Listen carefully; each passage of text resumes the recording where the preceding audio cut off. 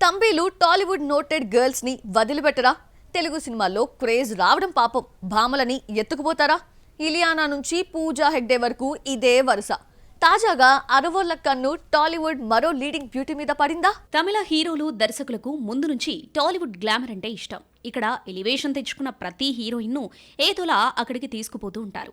గత 50 ఏళ్లుగా ఈ కల్చర్ ను తమిళ సినిమాల్లో మనం చూడవచ్చు. ఈ తరంకొచ్చేసరికి ఇలియానాను అలాగే తీసుకువెళ్లిపోయారు. 3 ఇడియట్స్ తమిళ రీమేక్ లోకి ఇల్లీ బేబ్ ను ఇలాగే తెచ్చి ఆమె మీదనే పాట పెట్టేశారు. గత కొంతకాలంగా టాలీవుడ్ క్రేజీ గర్ల్స్ ను అడాప్ట్ చేసుకోవడం మరీ ఎక్కువైంది. చివరకు మన సినిమాలకు కాల్ షీట్స్ ఇవ్వనంత ఇదిగా మన భామలను అక్కడి సినిమాలతో ఎంగేజ్ చేసేస్తున్నారు. రకుల్, రష్మిక, పూజా హెగ్డేలు అలాగే పక్క రాష్ట్రాలకు వెళ్లిపోయారు. అయితే రష్మికకు పుష్ప కలిసి రావడంతో తెలివిగా బాలీవుడ్ లో సెటిల్ అయిపోయింది. పూజా మాత్రం అక్కడే సెటిల్ అయిపోయేలా ఉంది. ఇప్పుడు తెలుగు సినిమాల్లో లీడింగ్ హీరోయిన్ గా చెప్పుకుంటున్న మీనాక్షి చౌదరిపై తమిళ పరిశ్రమ కన్నుపడింది.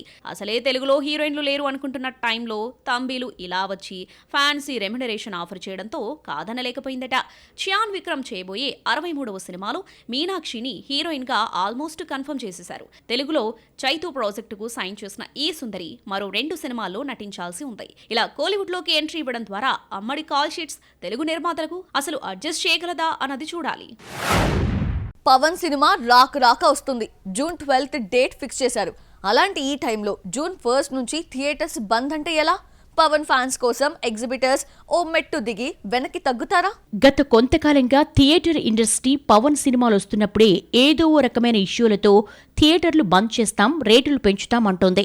ఇలా చేయడం ప్రతిసారి తమ హీరో వచ్చినప్పుడే ఎందుకు జరుగుతుందని ఫ్యాన్స్ క్వశ్చన్ చేస్తున్నారు.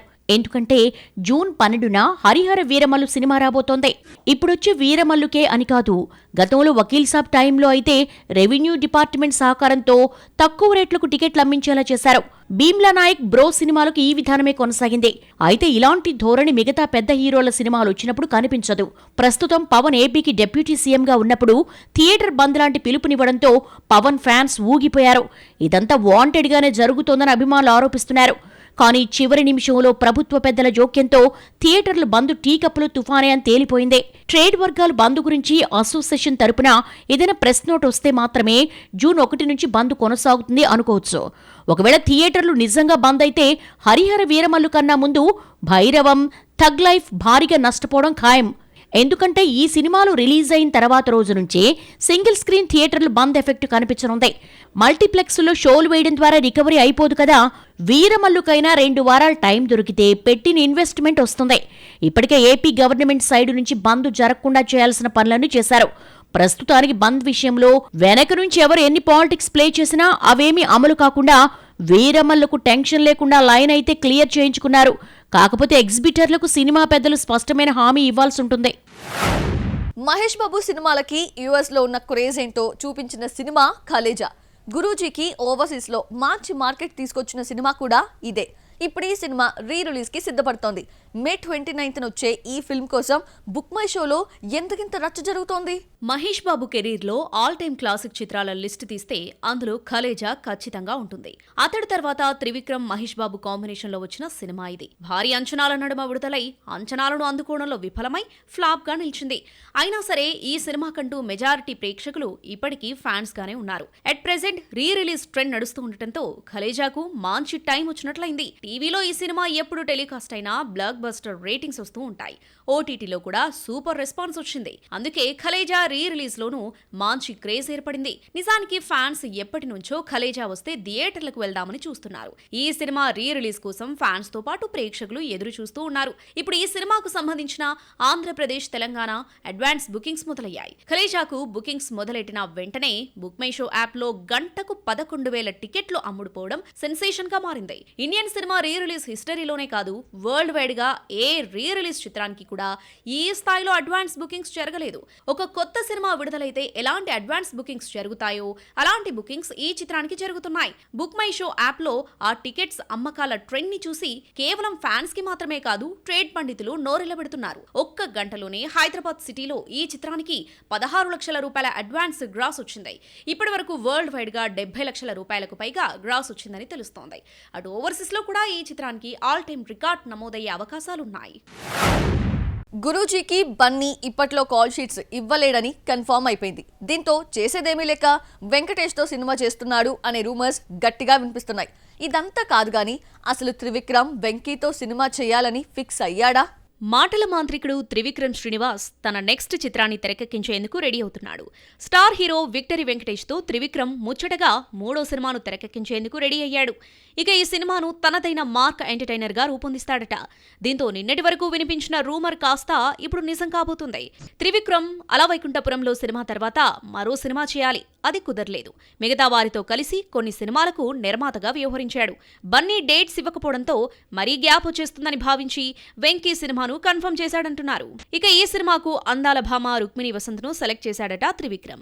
ఆమె అయితే ఈ సినిమాలో పర్ఫెక్ట్ గా సరిపోతుందని భావిస్తున్నాడట.